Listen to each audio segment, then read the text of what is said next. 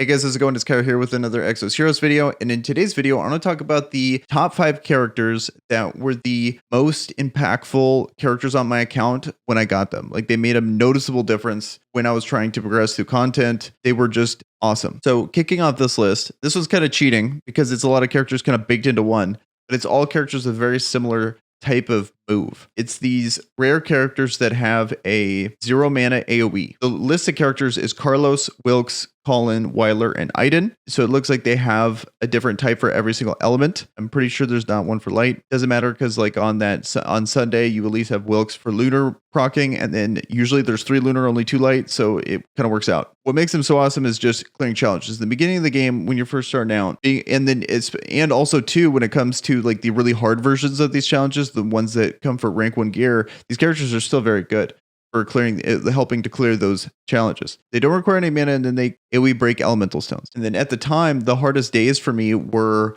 nature, machine, and Sundays when it was lunar and light days. Those are probably the best ones. Colin and Iden are both very fast. Wilkes is the lunar character that can break multiple stones in one go because she AoEs and then puts a dot on them. So she just immediately breaks them off the start. Whereas the other ones have to use multiple moves, or they need to be nature enhanced to break 2 stones in one hit. Once I've realized that these characters existed, they made a massive impact on how easy it was to do challenges. Like, I thought Machine Day was almost impossible back in the day. Once I got Colin on there, it became significantly more manageable. The next character on the list I want to talk about is FC Magi. I never would have guessed that I would have used this character so much. I'm a massive fan of Magi, specifically the FC version. She brings so much to the table that is very useful because not only is she bringing the Dragon Blood passive, which is awesome, it's going to be good in everything. Challenges, Holy Dragon Grounds, PvP, all of it. She also has the Dragonite Blessing passive, so she does extra damage in phase 2 of the dragon, and she has Head Dragonite, so she lets your team survive during the phase changes of the dragon. So she has literally all 3 things that are the most impactful passives for Holy Dragon Grounds in one character, and then after that, she does decent damage. This move doesn't do any damage at all, but this one right here, it's deceptively hard because when you look at it, you think 3 mana, 178% damage move to all enemies. But it's a burst move that takes very little mana. Very easy to take advantage of the burst portion of this move because you're going to be having a lot more mana than the 3 requirements. So you're constantly hitting the burst part. Whereas with Bathory, she is a 5 mana move that's burst.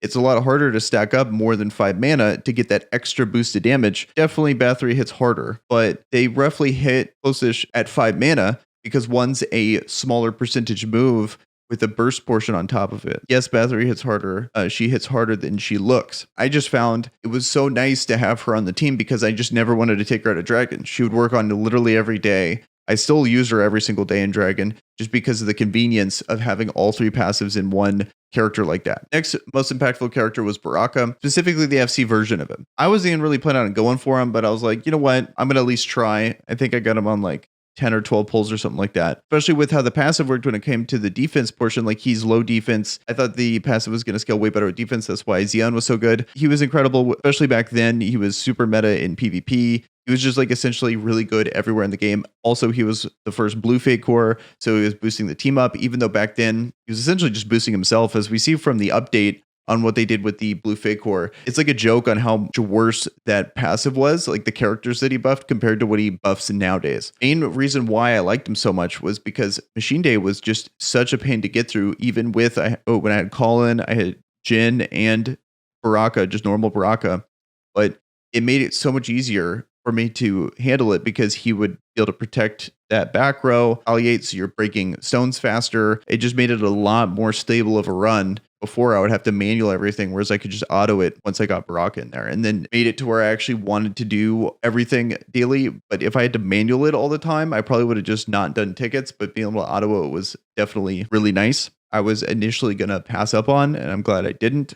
Same with Magic. Both of the ones that I used the most and that were the most impactful were 2 I was going to pass up on. It's really hard to evaluate characters unless you try them. Like, I could sit here and just try to theory craft all day, but I feel like I've appreciated characters a lot more after I got to use them. It's just kind of like a lesson learned. And that's why I like to get my hands on the characters, because I always feel like I'm probably gonna miss something, or there's usually like there's just so many variables that getting the character is always objectively going to be better. These last two characters that are my most impactful were two examples of ones that I was probably gonna skip on. I just think that's kind of funny. Okay, so next most impactful character was FC Annie here. This character is absolutely incredible, very meta when it comes to PvP. What I really like about her passive is that she's just so versatile. All you got to do is just get a character you want to put mana on and triple her crit rate, and just you can work with your team to change that character. I wish more mechanics like this in the game that allowed you to theorycraft a bit before you actually go in and start your match. Ever since I pulled her, pretty much every single game mode, I've wanted her on my team in some way or another. I feel like one of the main reasons why Rara is so oppressive is because FC Annie existed too. If she didn't exist, like when you see a Rara go first, usually without FC Annie, she's just going to do her auto, and it takes her a while to get going. Whereas now she gets to do her A1 right off the start.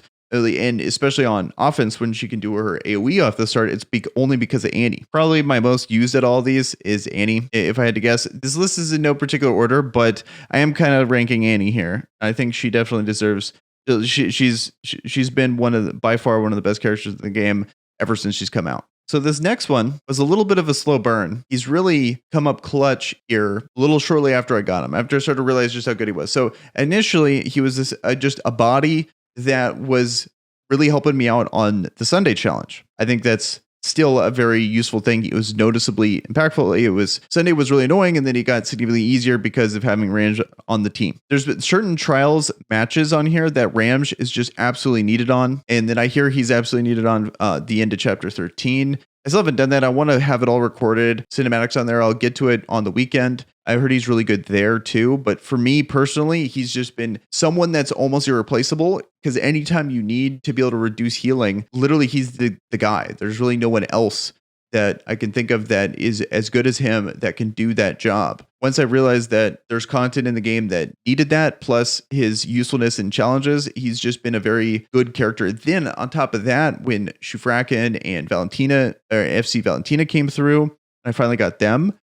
Being able to use that synergy, I thought was really fun, especially in tag team. Signature Force came out and he started hitting like an absolute truck with that. He kind of really ramped up, like he had like minimal use and then really ramped up to being one of my most used characters and very impactful in the game. Lastly, I have to mention her. Literally ever since she's come out, she's been in every single game mode. I've wanted her on every single team. Figured she was going to be a PvP juggernaut. It was pretty clear that she was going to dominate PvP, but I wasn't expecting just how much I was going to want the mana boost. It's so simple, but there's no game mode in the game where I do not want her to just give mana to everyone, and it makes everything so much easier. Whether it be core raids, whether it be any campaign, whether it be harder challenges, I always just want to bring her at least for the mana. Then on top of that, getting Signature Force on her makes her multi-rare typing, where she can break light and lunar, is super dope. One of the most busted characters of the game, one of the most important like meta defining characters in the entire game. Can I give an idea of just how good FC Iris is? I can't think of a game mode where I don't use FC Iris. Ever since I've gotten her, I've literally had her in my team. So the thing I can think of is tag team, where I'm forced to use two teams without her. To give you an idea of just how good I think FC Iris is. I take that back. The one place I do not like FC Iris in is actually the Holy Dragon Grounds. I haven't really found too much success with her there. I think she's just a waste of a turn. That mana, everyone's gaining so much mana anyway. Everyone's forced to use their A1 and then their A2, regardless of the situation, regardless if they have full mana. So they're usually, even if they have burst moves, whatever, they're going to be sitting there with an absolute ton of mana to use that with anyway. I've been taking her out for that.